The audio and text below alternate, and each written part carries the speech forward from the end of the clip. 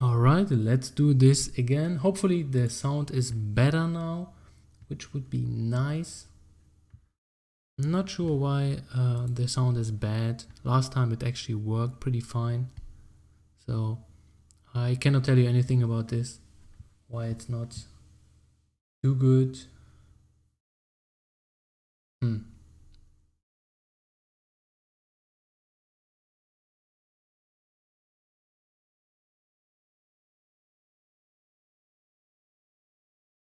Looks everything fine to me.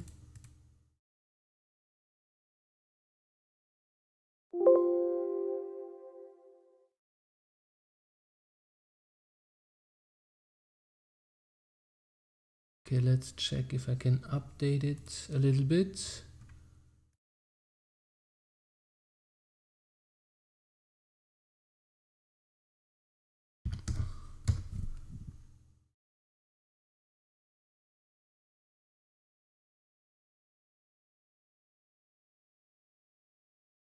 Okay.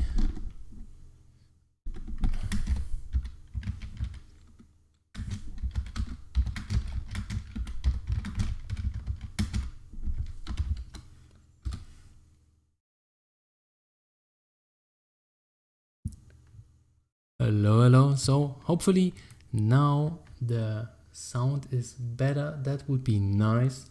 Just give me a quick text if it's working, if you're hearing me better. Is it better? Sweet. All right. So I have one active person here, so we can start right away. Sorry for the stuff.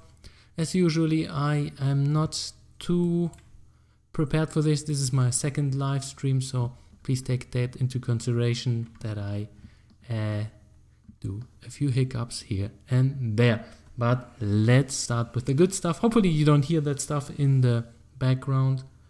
Wife is doing a few things, so cannot change that. So let's recap just on the stuff which I did last time, and then we're just gonna recap on that and just update a few things. So the last time we just had this Zeldo guy here. Then he can walk around, he can do the stabby stuff, and then as you can see there's like a white box. This is the hitbox which is being created. Once the hitbox is hitting one of those enemies, bam, then they lose health and at some point they die. And for example, I just implemented a little thing. So if this guy is hitting us by touching us, so bam, then we spawn a coin and we do something like this. We go for a transition. This is the stuff which I'm going to show you now because this is new stuff. So basically, to understand how that stuff, how the structure works, is just we have a room which is like quite huge, and then we have all our levels inside. And then once we have our levels inside, we can basically go from, well, take our camera into this middle position. This is what we did in the last time. So there's an object which are called camera followed. So this is this guy here, and then he will just jump into the middle position, and then he will stick around because this is my camera system, and then he will get the right proportions, which are 400 by what was it? Let's check it out. By 224. Yeah, so these are the parameters of one room. And what I'm going to do, I just go with this. Let's put it into the room, but basically this will be created at the start of the game. And then once, for example, we go to the other room, that thing is just going to go down here, and then the camera will follow. So this is my camera system, and therefore I already have a function which is just checking and updating the position of the thing to follow, and then it will go from here to here. So how can we actually achieve that? Well, I did a little thing here which I called object transition, and once for example we place it into the space we want to transition, so basically these are like doors, but this stuff will be flagged later on invisible. So once again I start it, and then what will happen, it will just, well, touch that thing. So basically it will check for a collision with the player. Bam. And then nothing will happen because I didn't do anything. My bad. So these are one of the prerequisites you have to do. You put them in a room. Go down. Yeah, I will explain the stuff in a few seconds because it's not too difficult to understand, because this is just for beginners as usual. So we do something like this, and bam, as you can see, it skips the room and it goes where it's supposed to go. And the same, you go for the left and for the right. But now the movement is extremely fast, and in Zelda you can actually see a little bit of the room. So this is one thing which we're gonna change. And if you have my camera system, this is quite easy. I just go into my camera, and then, well, there is the step event. And here, there I have a thing which I called following. Where do we have? Yeah, so this is this part. So basically we're just setting our camera position. So we're just moving it to a lerp function. So we just use the camera 0 in my camera system, which is of course for free. You can download it. Link will be in the description below, or you just take the whole project. There it is embedded, no problem. And then I have a lerp between the X which we are, so it's just current X, and the camera where to go. And then we lerp between those things with a specific speed of lerping. So the smaller the number that will be, so for example here, this is a little bit too small, but now you see a difference. So here you can just, with one little change, as you can see, the camera goes slow, and well, it will update slow as well. This is a little bit too slow for us, and therefore I just put in 0.04, and that works pretty fine. The effect is pretty neat, so it doesn't go too slow. So I just go in here, bam, and then it will lerp into the new room. And what it will do, this is the interesting part, it will jump to, the player will be teleported kind of to a new position. So what is just basically happening, I just have this little block here.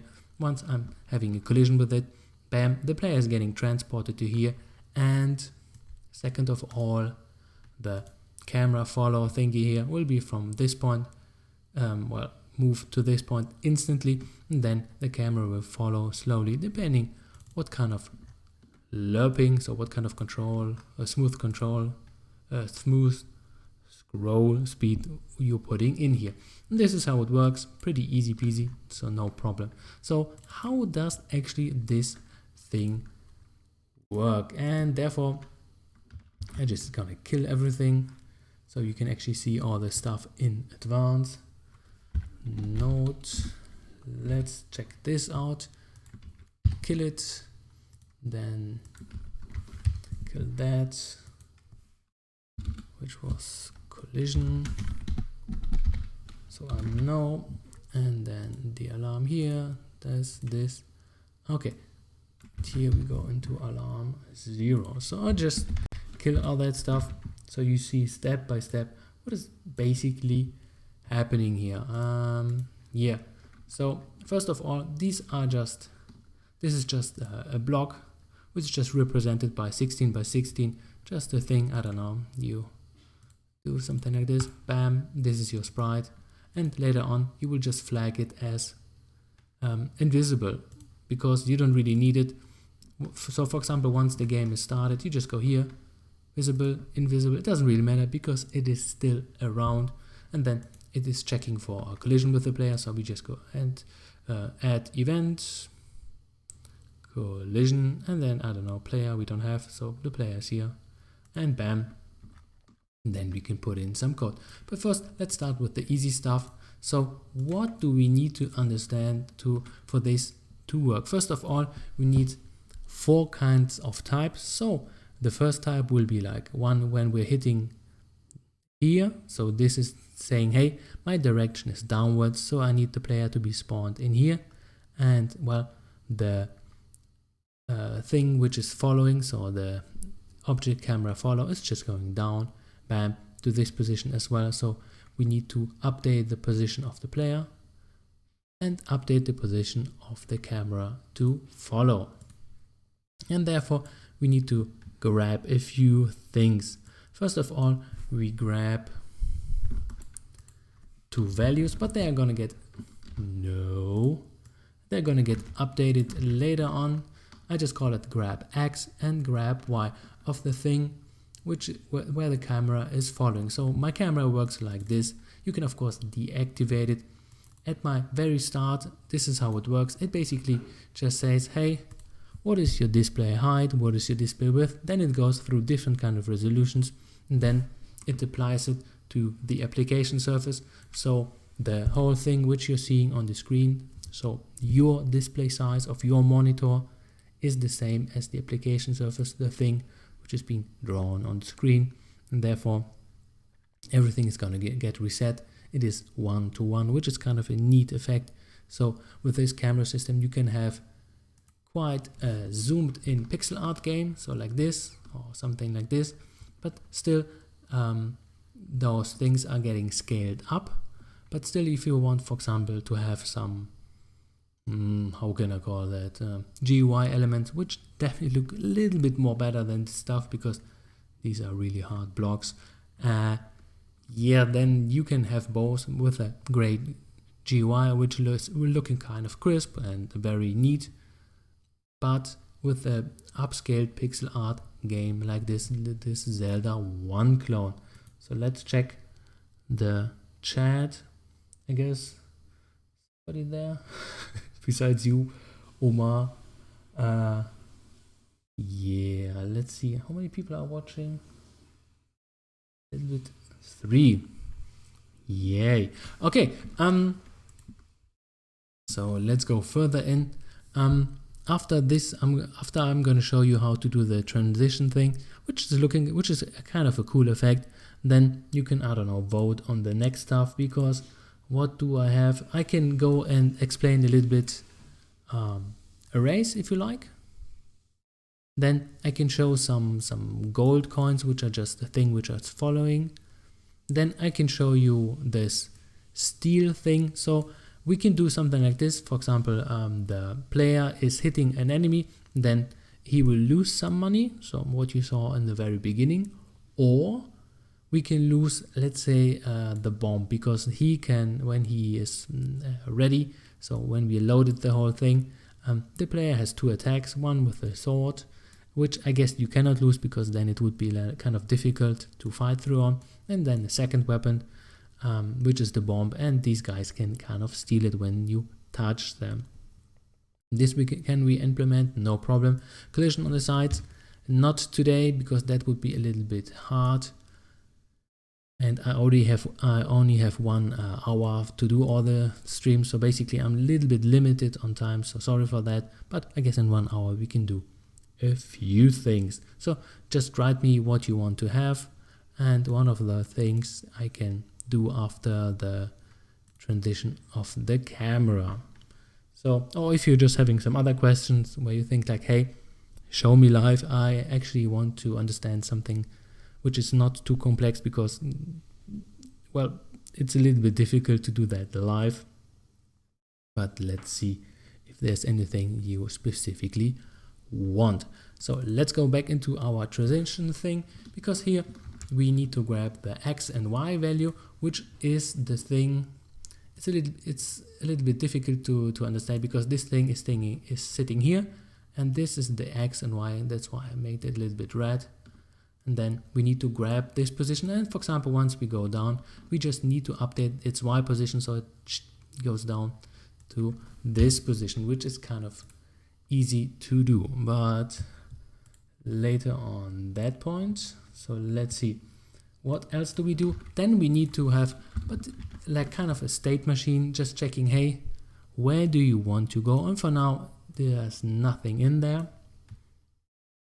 And then, for example, we just go put that thing into the room, and then say, hey, this is a thing which is telling go down, and that's why, therefore I just save this. Oh, come on, I cannot zoom. Okay, hopefully you can read that. Then you say go to, and then down, and then, for example, this one has, for example, go to right because you want to go right, as you can see. And then a similar thing, which is go to up. So every time you touch one of those things, it will do what's supposed to do. Just update the player once again, and this thing, which you cannot see, it's been spawned at the start, but it's there, it's just invisible. Actually, we can make it visible. Let's make it visible. So for example, so you understand actually the process behind it. Sorry to make this a little bit more lengthy. As you can see, bam, it is in the room. Normally it would be invisible, so, and bam, no bam. Because, well, I toggled it invisible, and now it's not working because there's no code in there. So yeah, my bad. So let's fill it up with stuff what it's supposed to do. So we have a collision with the player, and once we have a collision with the player, what do? Well, we check, hey, first of all, we update one thing. So we say, all right, update the X and Y position it wants to grab, because let's say, for example, you have multiple ones and the first one would work, but now the camera is moved to another position, and therefore we need to update it every time we are hitting the player. We need to update the X and Y position, which is well, changing during the whole game. So this is kind of important, and therefore we just update it once again. And then, because we don't want it to be spammed, we just have a variable which I just call set once, which are flagged to false. So this I will explain in a few seconds, because maybe you want to have some small cooldown, and therefore we just do set once. And therefore, for example, we say, hey, once we hit the player, we set it once, and then we are not updating those positions, and then we are pretty much fine. And then we do something like this, and of course there are different kind of approaches, but I like this. For example, I set the alarm 0, and here is where the whole magic happens.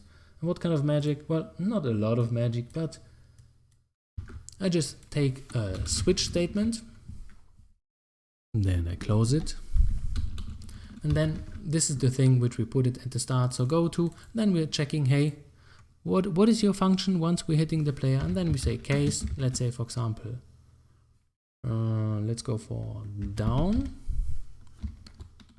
then break. So we break out of the thing, so we are not checking any other code. And then we need to do something like this. We just take the Y position of the camera we want to follow. So we update that Y position of the thing which is being followed, take the original position, and for now this wouldn't be changing anything, because, well, it doesn't. And here we update it. And how can we actually change it? Well, let's see, for example, this is the middle position, and a room has a height of 224. So we just add 224, and we add at this point. So let's go 224, and then, well, we need to, first of all, let's do it like this, so you can see actually the effect. And I guess it will spam now. Oh, it does actually work. As you can see, bam, it does work. But now, yep,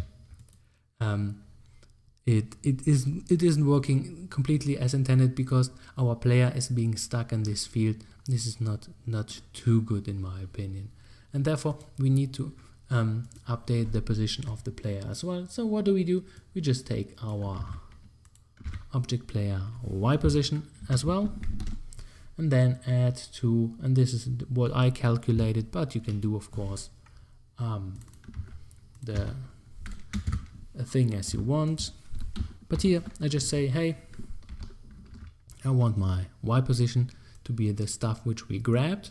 So this is this point here, and a little bit higher, because we don't want it to be like completely to the middle of the room. We want to start it here, so it looks kind of, well, it's not too immersion breaking. Therefore we just say plus 160. So we just go from this point here on, and then not 224 but 160, which is something about this.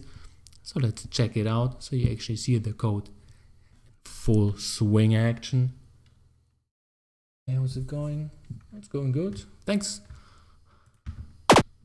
So let's check it out. It does work. As you can see, he was being spawned in here, so this already looks good. Let's maybe make the camera a little bit slower, let's say something like this, so you actually see it. Make it visible, so maybe so it looks kind of better, so you can see the process, because maybe this is too quick for the eye for now. So maybe this is slow. So we just go here. So this guy is getting teleported, and this guy, and bam. And as you can see, it does work pretty sweet, and we ended up in here instantly, and the transition was pretty good. So, and this is basically the whole code, which I'm gonna do for now for everything. I just prepared it. So basically what I'm doing is just basically completely the same. I just say, hey, which direction are you going? Right, left. And if you have some questions, well, no problem. The whole project is free, even for everybody. For now, I just give it free for everybody, because why not? Merry Christmas, people. Almost, it's tomorrow. And you can just snatch the whole project and just play around with it. And what I'm just going to do, for example, to the right, what do? We just take the X position of the thing, the camera, which is being followed. So the object which is being followed by the camera, updated its X position, and the player, because, well, for example, this is we go to the right, so we just take the X position, bam, make that thing go to the right, and make the player go to the right. And therefore, you just have everything like this. And here we do a little thing. Of course, this is not completely necessary, but I want to lock out the player a little bit. So,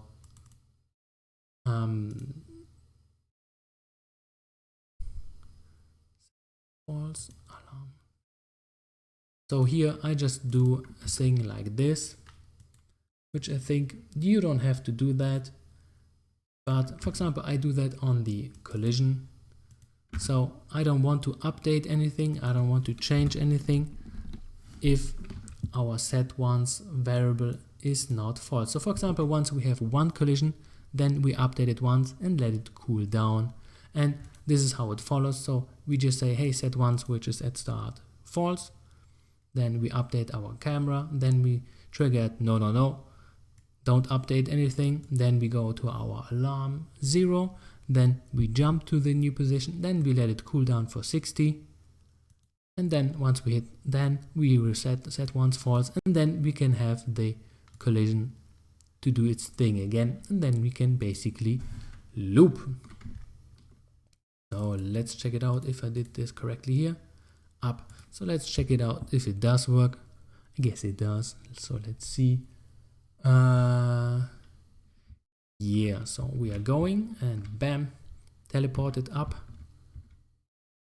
teleported down or up and down, bam, bam. And this is how it works. A little bit slow, of course, but this is for the demonstration. So you see, bam, as you can see here, the thing is just getting updated and the player as well.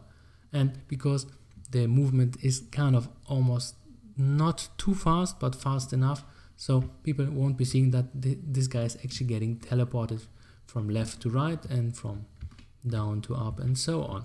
So this is the first thing, how you can set it up, and basically just make a transition Zelda 1 style, because this is how they do it in Zelda 1. The whole level is getting preloaded, and then it's just, well, you're just getting kind of moved from one room to the other one, but this is just one big level. So this is finished. Sweet. And let's go to the other stuff. Nobody wrote me, so I guess I take over here. And this is of course one thing which is kind of easy. For example, let's say you have a thing which you want to display how much money you have. So I just just call this, well, object coin follow, and that is just being updated by the thing which we are following, minus 170, 85. Why is that? Because I want to go a little bit to the left and go a little bit down, and then everywhere you go, that thing is following you, and then it will just dynamically tell you how much gold you have. For now, it's not really telling because it's just sitting there, but then I can make a draw text, and then basically the draw text is just besides that and just telling, hey, I'm having 50 gold, 20 gold, something like this, which is a cool thing. That's about it. Not much in here. So what can we do next? Of course, we can say something like this, go into a draw event, and then say, first of all, draw self, because this is quite important. If you go into a draw event and you don't say draw self, then the thing which you have being stored here is being overwritten, and then you can, I don't know, draw your whole stuff, which is kind of useful. But maybe you want to keep that thing plus animating, and then, for example, I don't know, you say draw text, let's say transformed, let's make it a little bit bigger. So we go for, what do we want?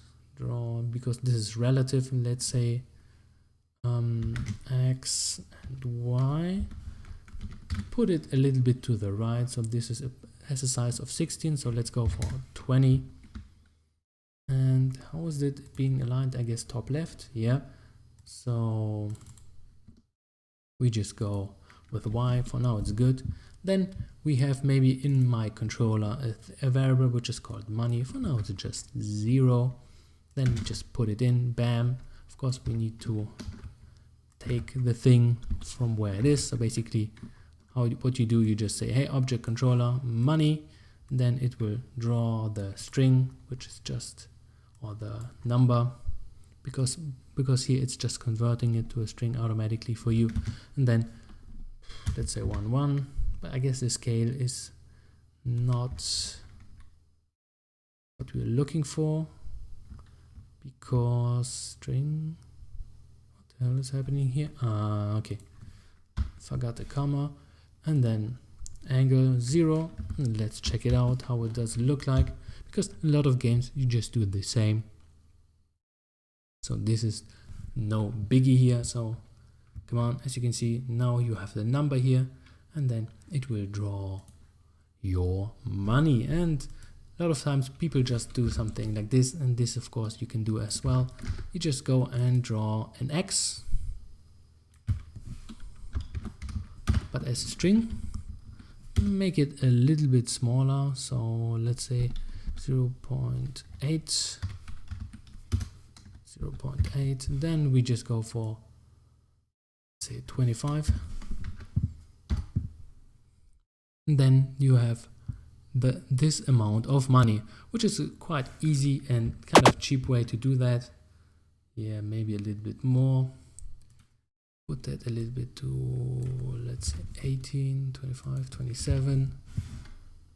And then another cheap trick you can actually do, which is this. You just take the same stuff you want to draw, but this time you make it with a color, so bear with me. The trick is just that you create an artificial shadow, because what you saw there didn't look too good, and therefore you can do one little thing which is kind of easy to do. So see black, so we're just making an artificial shadow for that stuff, and then what you do, you just make it 1 pixel lower, no, 1 pixel lower, and 1 pixel more to the right, bam. And what you see now, it's a little bit more readable.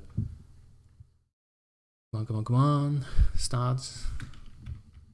As you can see, it's already a little bit more readable, which is kind of nice. But let's make it a little bit higher, so minus, let's say 3. -2. So we just a little bit adjust, so it looks definitely a little bit more beautiful. Then we go into our controller because 0 doesn't look good, so we just take some numbers. And let's check it out how it looks now. And definitely better. As you can see, it's already a little bit more readable there. Or maybe we should put 1 pixel downwards. But as you can see, it is already definitely much better now. And very, very easy in quick and dirty way how to improve the way the text is being displayed. Because if you're just using C white, it is looking good, but not too good in my opinion. But this works fine as well. So this is the next thing. Okay, 3 people watching. Don't you guys want to do anything else? I don't know. Do you have any questions? Anything where you say like, hey, I want to learn something about this, or just give me a quick thing or tutorial about something else. If not, I will just continue my stuff because I have half an hour left. And I don't know what I can show you here. This is not so organized like the last time, but for example, one thing which is kind of looking neat is what you can always do. For example, you have a coin which you put into the room. So let's say loose coin. Okay, this is maybe not the best one. This will move a little bit. I will explain in a few seconds what it actually does and how can you actually do a little animation. So let's say, for example, you have this coin, okay? Then you want to pick it up and then you hear a sound like bling, and then you do a little animation. So how can you do this? Pretty easy. First of all, you just have a second object, which I don't know, call pickup animation. And here I just have a little animation. I run it down like whoop. Run it down pretty fast. This is, well, it's looking pretty good. So I have this coin, and then how can you actually do that? You just go add event, go for another collision with the player which is sitting here, and then you say, hey, instance destroy. First of all, you destroy it, and then you create an instance create, and then layer, and on its X and Y position go under instances. So basically this is the default layer which is sitting on the top left, and then bam, you just do this pick animation, and then this thing is getting, well, killed. And then maybe you want to update our controller, because why not? So we just say our update controller, and this controller is kind of important because this is how a lot of the games do that. They have outside one controller, and then you update values to this guy. So money, and then you say plus equal. And what does the plus equal mean? This is quite easy. So you just update the current money which is sitting there plus, I don't know, let's say 1 or 10. Let's go for 10, it doesn't really matter. And then, so what is basically happening, if with a few keystrokes, you create that thing after picking up with the player, then you maybe play some sound, which I'm not gonna do now because they kind of sound awful, and with the recording equipment this wouldn't mesh too good. I already tried that, so I'm not gonna do that again because that was quite annoying to watch myself, so I'm not gonna do it. Then you create a pickup animation, and that pickup animation, what is it doing? It's just going for other, then animation end. So once it hits its last sprite, so these are the sprites, and once it's hitting the last one, which is this guy here, it will destroy itself, and that's pretty much it. And then we're getting money. So let's check it out. So we have already 1 coin here, and bam, as you can see, and here we go, and we have a smooth, nice little animation. That's pretty much it. So this is a neat and easy way how you can do pickups. So you just go run over one pickup thing, so a coin, a health flask or whatever. You can just use one animation for that. and then you're pretty much set. So this is one of the easy and good ways how to do that. Yeah, so how can we actually spawn those coins? First of all, we could do something like this. We go into our, let's go into our parent. So this is from the last time. I just made a parent enemy, and he's just passing down everything to his children, which is just object mommy and knight. So he's just giving stuff in, and for example, once he's being destroyed, so we go for destroyed, we spawn some money and we spawn a loose coin. So for example, once we are destroying any one of those enemies, then we will get all the time 1 coin. So let's spam this guy. 1, 2, 3, 4. As you can see, bam, a coin is falling out, and then we can pick it up. Come on, we can pick it up, and pick it up. And as you can see, we cannot reach this one. Sneaky. We can. And then what you saw, our money is being updated, which is already looking pretty sweet. So bam, bam, bam, bam. And this is how it works. And how can you actually do this? So once the coin is there, to go in a different direction, well, the code is pretty easy too.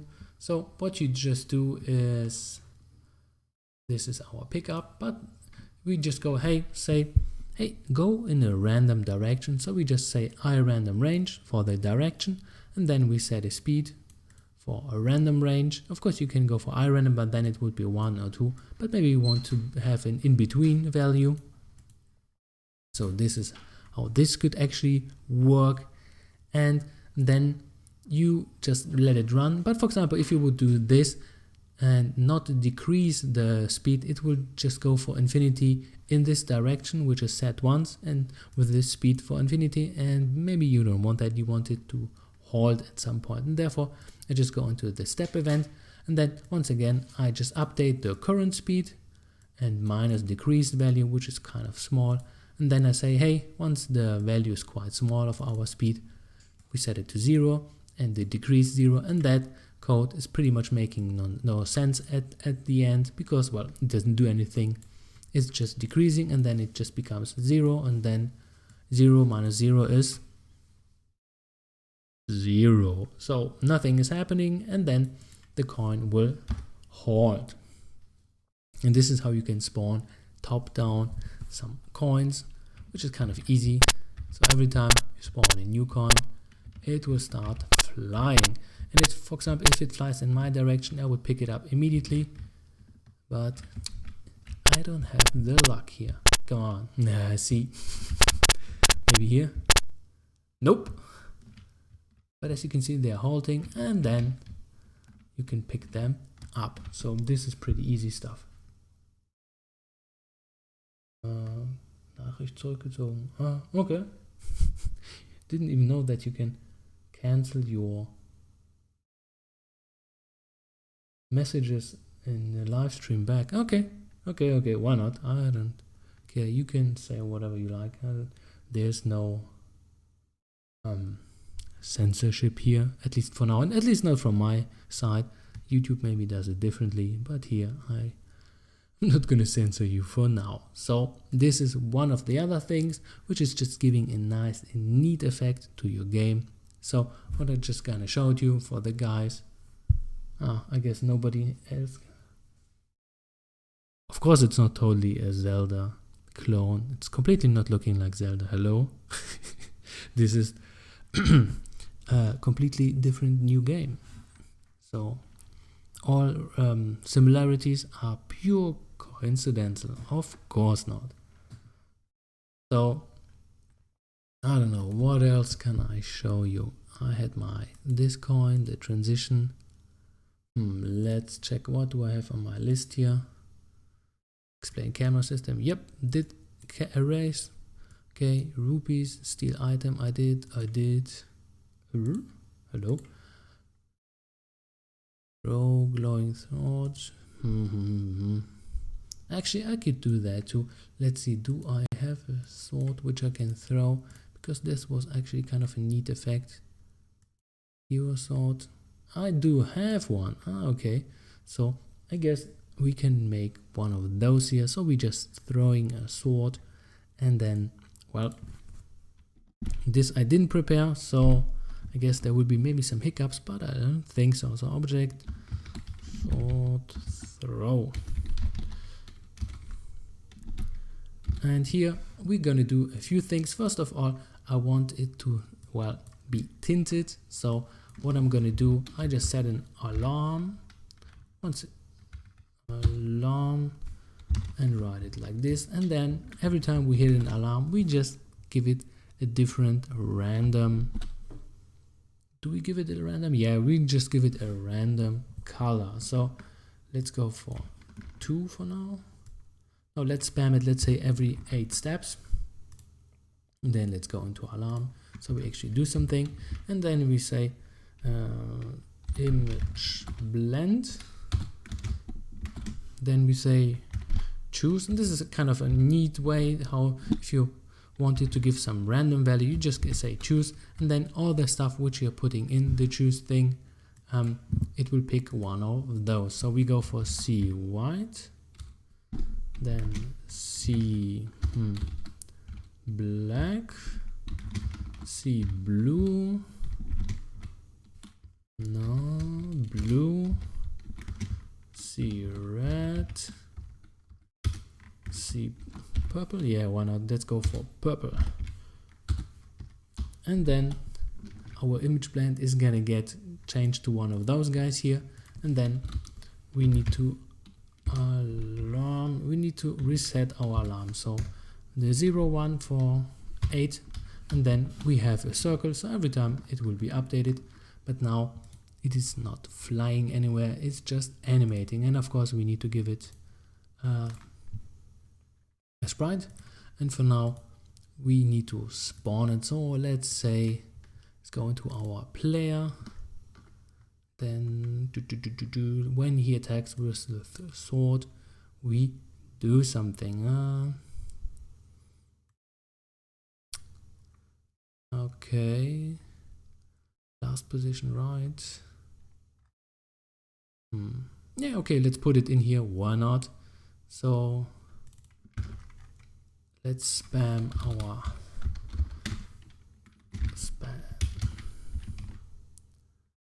swords, so we're just throwing them. So switch our last position, and then we're just saying, hey, depending what our last position was when we spammed it, and I'm not sure about this, if it will back one. Yeah, let's check it out if it does work. I'm not sure actually now. So let's say right. We break, of course, because every time we need to break. And then we say instance create. Once again, no new code. So this is what most programming will look like. So instance create layer. A lot of stuff is just basically all the time the same, but just more of that. And so here this should be hopefully quite clear what I'm doing here, because it shouldn't be too complicated. Hopefully it's not too complicated. And then let's create var sword, and what I'm just doing, I'm just creating a variable which I called sword, and then we can kind of change a few things to it, because I want to give it some control, because for now the sword is not flying and we want it to fly. So we say direction, and once again, if you use direction, then you need to know the angle. For example, to the right it's a 0 angle, if you go up it's 90, 180, and downwards 270. Yeah, that was correct. So, and then we go for a speed of, I don't know how fast, let's say 2. And then for example, let's check it out if it does work, because already now it should be doing what's supposed to do. No, that is the bomb. Okay, I messed something up really hard here. Okay, yeah, I know what I messed up. I should maybe put the speed not on the player but on this thing which we are spawning. That would be not the worst idea. And as you can see, bam, and it glows like crazy. Yep, and this is how it works. This is how a lot of old games did there. They just tinted their sprites. For example, once they're getting hit or they're throwing something, they were just tinting it with different colors. And as you can see, bam, it looks pretty sweet. And yeah, this is the Zelda sword 1. Totally not copied, totally not inspired by Zelda 1. So yeah. And well, this is how you can do it. And let's do it for the other ones, because the approach should be quite similar. So we did it for right, and then we go, for example, for left, and then we just say, hey, the same stuff but in the other direction, and then we copy the whole code and go up, and then we say, hey, up is 90, and then we go down, and that is 270, down and 270. Let's check it out if it does work. And I'm going to show you a neat little trick which I learned. It's not really a trick, but if you encounter a problem, so for example here, bam, yeah, and as you can see, that doesn't look too good. Well, so what is my mistake here? We need to flip its image index, or we need to rotate it. So what do we do? For the right one, it's already preset, so we just say image angle, and for this guy we don't need to change anything, but for the other ones we definitely need to. For example, we go to the left, let's flip it around 180 degrees, let's flip this one to 90. As you can see, the image angle is the same one as the direction, because, well, this is how a lot of games in GameMaker Studio do that too. Their stuff is pointing to the right, and therefore we just start with 0, and then it's easier to copy the image angle and the direction, and they have basically the same values, and then it pretty much works. So let's check it out if I didn't mess it up again. Let's see. Yes. Okay, I messed something up. I know what I messed up. Once again, we need to apply it to the thing which we created, not the player. Way too many mistakes, but as you can see, programming is not working all the time as intended, at least in my case. Yeah, and now it does work. Sweet, and you can spam those things quite fast. Of course, you can do something like this, maybe a little bit unrealistic, but here this is good enough. But for example, let's say we would do something like this and have a case which is 2 times the same. And here we come into an interesting part about GameMaker Studio. This is just for debugging for you. Here it just says, hey, event step at line 63 and 59. Oh, let's check, where is it? What is it saying? O player. So this is this guy here. Then we have step event, and then in line 63 and 59, and then it will say you, hey, this is where your error is, which is kind of good. So this is one of the nice things, how you can debug your game. So if you are encountering some problems, here sometimes it tells you it compiles errors, or you can just go on the output and then read zoom. Is it somewhere in here? Because sometimes you can find also your mistake in here. Yeah, as you can see, error GML object to object here, object to O player step line 62. So in the output you can find your error as well, and this is one of the good things, because sometimes you get the prompt where it says like bam, error. So for example, I just go switch, and do something like this. And now if I start the game, it already highlights it that it's wrong. Then it will prompt an error at the very start, or maybe not.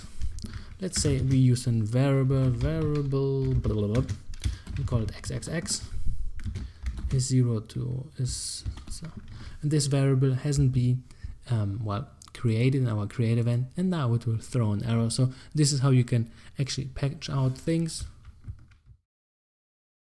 and it does work. Okay, in older versions it didn't work because that doesn't actually make any sense. Checking out some stuff. This is just curious. So maybe it will well, make it into a temporary variable because it hasn't been initial. Okay, it does work. Interesting. In older versions of GameMaker Studio 2, it threw an error because it's saying, hey, it's not working. So let's say, for example, we are assigning it to another variable, then I guess now it will definitely throw an error. No, it does not. To make it another way around. This is kind of interesting because this is basically garbage code which I'm making. Lots of garbage code. Okay, but now it cannot work. Come on, don't let me down. Yes. As you can see, code error, blah blah blah. Just saying, hey, not set before reading it. So what I did here, I just tried to assign a value which hasn't been, well, created at the start and hasn't been assigned a value, and therefore it will throw an error. So these are the ways how you can spot some errors. First of all, by the error prompt, or you just go under compile errors or output. There you can, somewhere in the middle, check out what it's doing, and then of course you can see, because sometimes if your GameMaker Studio is crashing, sometimes it happens that it cannot load some files, and then it will, for example, say here, so writing chunk, compressing textures, everything is working, do stream, fatal errors in action, So here you see for debugging your error, and sometimes maybe it cannot read or write. Most of the time it cannot read sound file or something like this. Or for me, for example, let's go into my newest project. So this is the thing which I'm working right now. It crashed a few times because my PC is a wonderful machine, and now there's some minor crash. As you can see, resource load failure encountered, and then it's just a view. So what was it? Just basically I had a group in here, so a group here, and I was just grouping some stuff in here. And well, it's a minor bug. It's not breaking the game. It's not doing anything completely harmful, because sometimes, and this is a thing, for example, if your computer breaks as well. So this is a thing I can tell you. For example, if you have an object, let's say open, let's say, I don't know, I control, then you're just changing a value here, and you don't save it, and then your PC crashes, the whole thing which is being now temporarily opened is gonna get killed, and the whole object is gone. This is what happened to me. So every time you do something, you just go for save. Of course, if your PC is stable, forget what I said. But here, this is what can happen, because things are getting opened temporarily. And if your PC is shutting down or having a Windows update, which is one of my favorite ones, yeah, it can kill your whole object. And for example, if it's a huge one like this one, this would be a colossal disaster. Therefore, what I just recommend you guys to do, if your project is getting bigger, just say, okay, go save project as, and just do numbers like 0.8, 0.821, 0. And so on. So you don't lose a progress of a day because, I don't know, the Windows update was completely messing up your PC, which it does for me. I'm not sure why that is, but yeah, cannot change it anyway. So I'm reaching now 8 o'clock. Is there anything you like to see else for the Zeldo clone game? something maybe you need to know, you want to know, anything you like to be discussed quickly in the live stream here. I know that there will be a delay of 20 seconds, so I'm just gonna wait for that. So please write me if you want to know anything. If not, I will close it. This live stream was dedicated to one of the guys from my Discord channel. So hey, das war für dich, Kollege. Oder richtig auf Deutsch gesagt, das war für dich. Well, that was pretty much it. And I don't know, there's not much I want to show for today. I already did a few things, so you can set up your game. There are of course more things, I don't know, you find in, was it configuration, main? This is one of the other things which I always look out. Graphics, images, no. The texture page, but this is another thing I did in my videos, so it's always interesting to see because there are some huge differences concerning if you make your game for let's say mobile platforms, because then you need to handle your resources a little bit different than let's say for Steam or for itch.io, where you have a regular PC or Mac. Then this is completely okay. Shaders for the Zelda game. Well, I could put in some shaders, but the question is, let's say for example let's say we go on the local import. This is one of my things, so I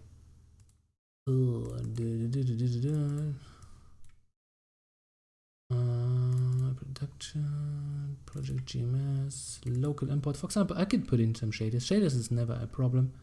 Let's say we go for a heat shader. So this is, for example, if you have your project, and this is what I do a lot of times, I just import predefined things, so I don't do it every time the same. So for example, I can put in and do the apply shader, and it actually already works from the start. Let's see.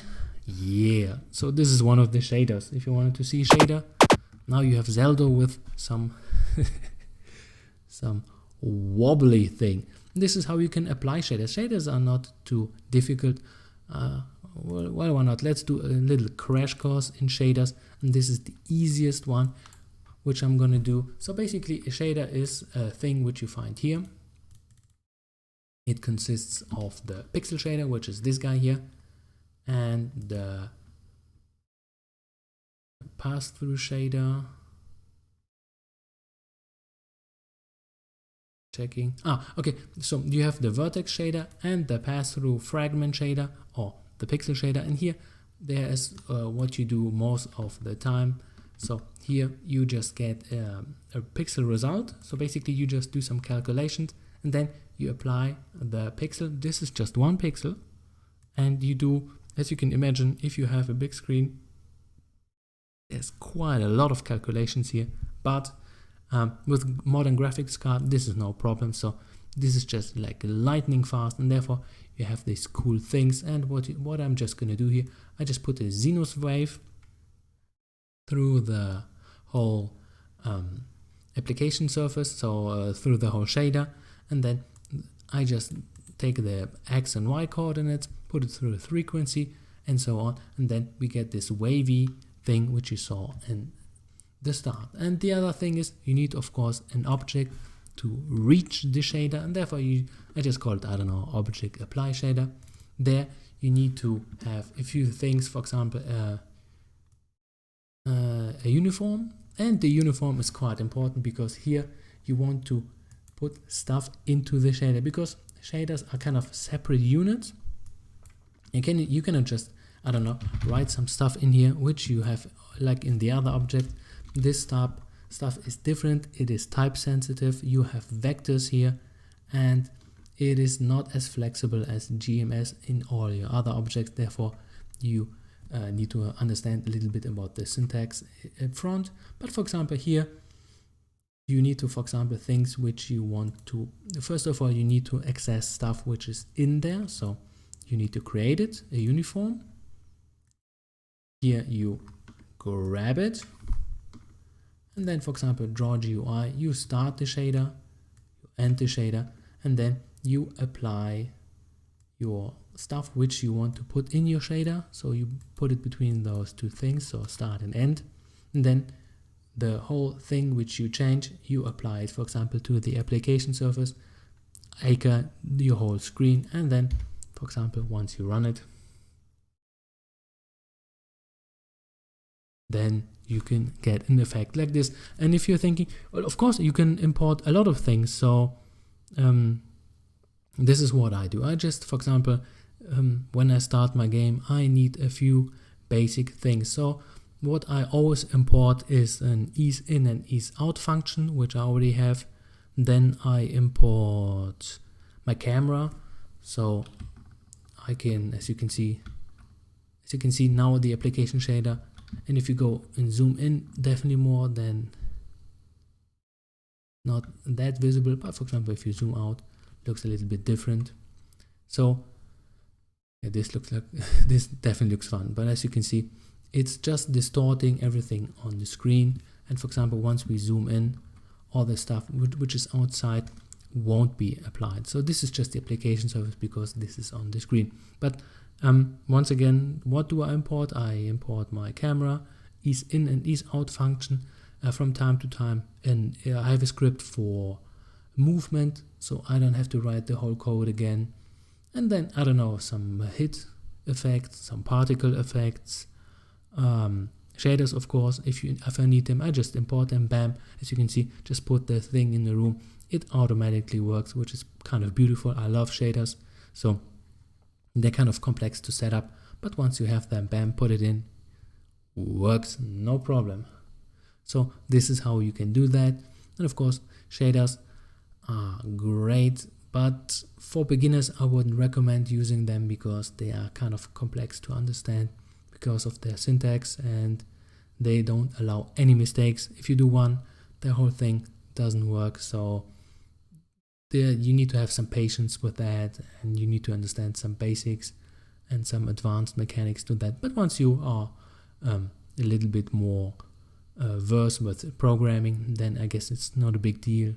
It's just a matter of how much you deal with it. For example, here, this is one of the interesting spots. For example, this thing is wobbling a lot, but this time it's wobbling less because there's a different focus. So this is a specialty of this shader.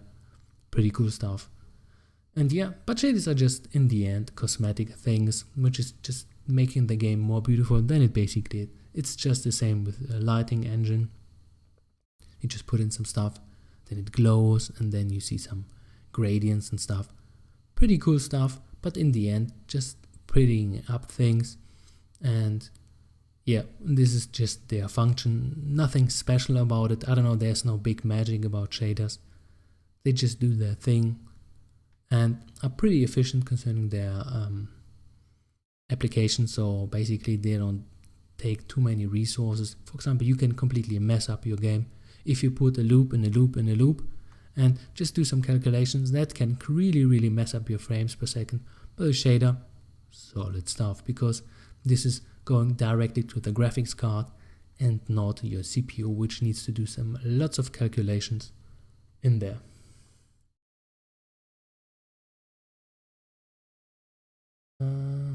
Recently managed to implement multiple shaders using multiple surfaces. You could do a tutorial based on that. What do you mean by that?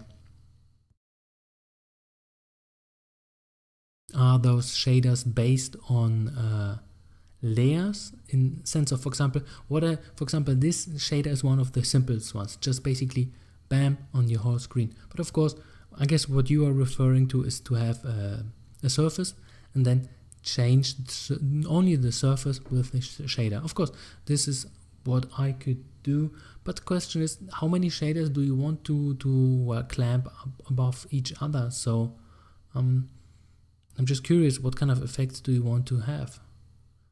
Because a lot of times you don't really need too many shaders in one place.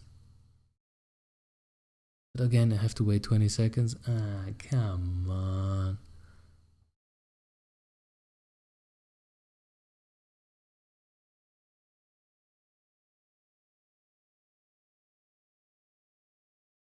The wobbling animation, I love it. It's a little bit hypnotic, so pretty cool stuff in the end.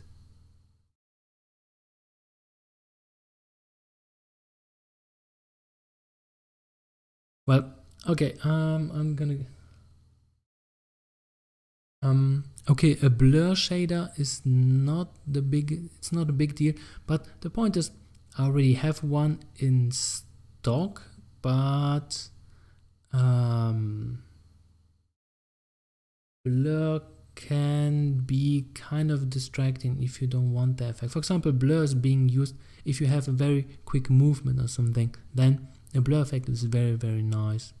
So let's say, for example, you have a thing which is moving from left to the right and you apply a blur shader. Let's say, for example, it's just an object, so it's not the whole screen, just itself. Then a blur shader makes sense. But on the whole screen, this effect is making the game, how can I say it, definitely more ugly.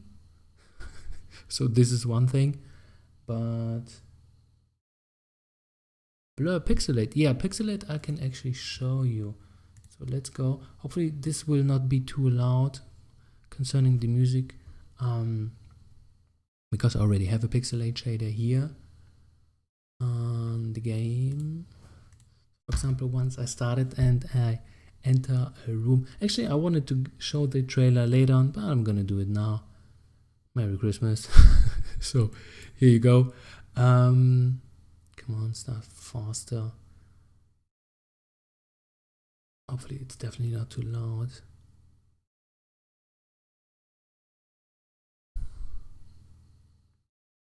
Bam. No. So for example, I have this room. For example, once I'm clicking here, this is a pixelate shader. Bam. So this is what you can do with shaders. One of the uses. Pretty cool stuff. I guess I'm gonna show that and give it to first of all my patrons, and later on I will definitely do a video for everybody on YouTube.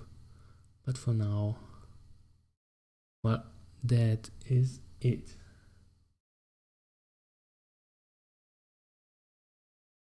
Okay, now I understand what you mean. Okay, blur with pixelate.